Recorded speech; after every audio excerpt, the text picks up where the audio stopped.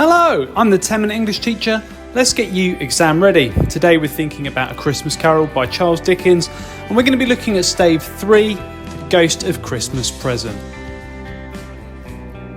Okay, in front of you is an action trail for Stave 3. So we start with Scrooge laying in bed, waiting for his next visitor, and he notices a strange light emanating from the room next door. And at the end of the chapter, that ghost departs, and the third and final spirit is standing before Scrooge. So just take a minute now. What key moments can you recall from this chapter? And if you were going to break that down and think about 8 key moments, what would they be?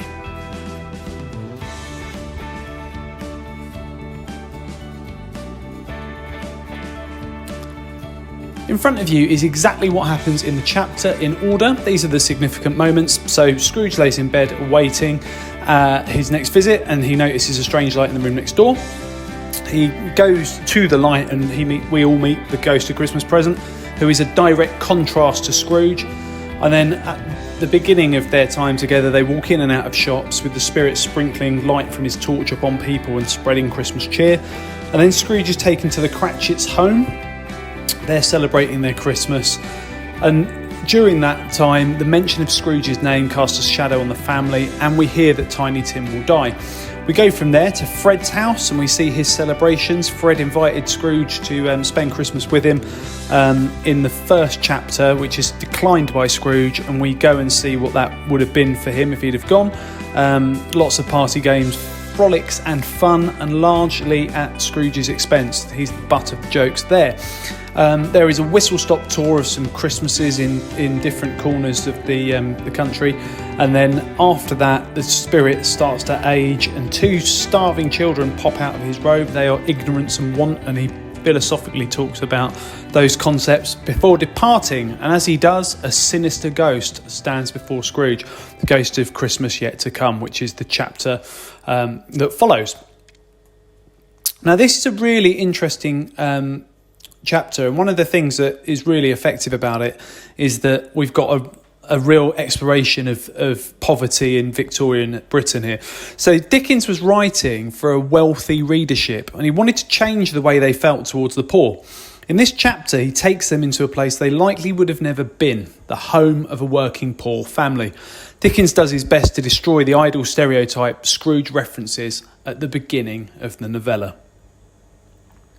And here are some quotes to know for Chapter 3, Stave 3 of A Christmas Carol. So at the beginning, the ghost is described to be unconstrained and free. At first glance, not too significant, but when you think about what it is that Scrooge faces in the afterlife, there's a hidden meaning here. It serves to remind us that Scrooge is facing an eternity wearing those chains that Jacob Marley spoke of in Chapter 1. This ghost has got an open hand, which is quite interesting because it provides a direct contrast to the descriptions that Dickens gives us about Scrooge. Scrooge is a tight-fisted hand at the grindstone. This ghost has an open hand. And he also has a sparkling eye. It's very subtle. In Chapter 1, Scrooge is described to have red eyes. So there's a clear parallel being drawn between the two here. At the Cratchits' house, we hear that they've got a custard cup without a handle, which is a fantastic image. The Victorians were one of the first people to have a lot of stuff. They had a lot of factories because of the Industrial Revolution, and certainly in London there was a very wealthy middle class who would have owned a lot of things that were being produced in factories. And having things would have been a way of projecting your wealth and your influence and your success. The Cratchit family have a custard cup and it hasn't even got a handle. They're not people who have wine glasses and the bits and bobs that Victorians were keen on if they had the money to afford them. So and custard certainly isn't an aspirational thing whatsoever. So we're really meant to pity this family and realise just how little they have. And the idea of Mrs. Cratchit being dressed up and being brave in ribbons, the only way to make herself look presentable and special is by putting some ribbons on her. That's all this family can afford. We're really meant to pity them.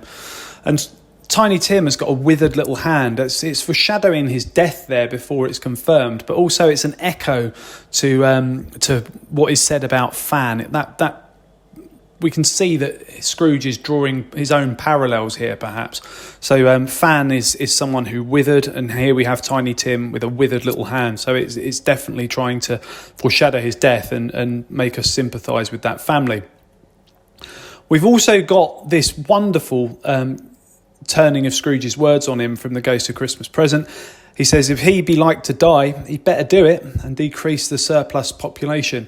So we've got that phrase that Scrooge uses in chapter 1. It's used here as an ironic echo. And he also says at the end, are there no prisons? Again, turning Scrooge's words on him, another ironic echo there. And we've got doom unless the writing be erased, which I think is really prophetic. If you think that this small novella was written in 1843, Dickens is saying that if we don't think about poverty and inequality, it's doom. And I think if you have a look at what it is that we're facing today in modern times, I think it's a really prophetic moment in the novella. Fred says, I pity him when he speaks about his uncle. So we're also meant to pity Scrooge, regardless of the fact that he's very wealthy. He's very, very lonely. And it's now that we're starting to really empathise with him. And at the end of this chapter, the ghost of Christmas yet to come is draped and hooded. And we've got allusions to death here, but also punishment and execution. This is going to be something that's meant to induce a lot of fear in the reader. The first ghost effectively says, change, you'll be happy. If you have family in your life and you're more giving, you'll be happier. The second ghost takes us to the Cratchit's house, and change is the right thing to do. It's morally right, and there's a really positive argument made in favour of change in that chapter. The last chapter is effectively saying if you don't change, you'll suffer the consequences, and taking us right back to what Jacob Marley spoke of at the beginning. And any message for Scrooge is a message for Dickens' middle-class readers. Okay, check out the other videos on my channel. I'll continue to add content, and feel free to ask for something you'd like to see me cover in the comments section.